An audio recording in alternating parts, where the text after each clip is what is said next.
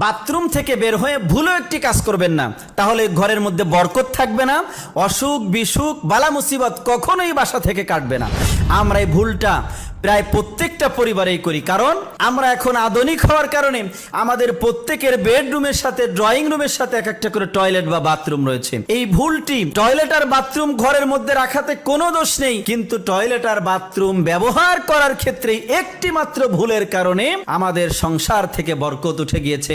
আপনাদেরকে বলবো, বাথরুমের ব্যবহার করার ক্ষেত্রে এই ভুলটি আপনি কখনোই করবেন না। যদি করেন তাহলে আপনার পরিবারের মধ্যে বরকত থাকবে না, আর পরিবারের কেউ কখনো সুস্থ জীবন যাপন করতে পারবে না। সেই ভুলটি হচ্ছে, আমরা বাথরুমে যখন যাই, বাথরুম থেকে বের হওয়ার পরে করি, তা হচ্ছে বাথরুমের দরজাটা ওপেন করে রাখি। বাথরুমের দরজা কখনো বাথরুম শেষে ওপেন করে রাখবেন না, বাথরুমের দরজাটা লক করে দিবেন। মেডিকেল সায়েন্স বলছে বাথরুমের মধ্যে প্রচুর পরিমাণে ব্যাকটেরিয়া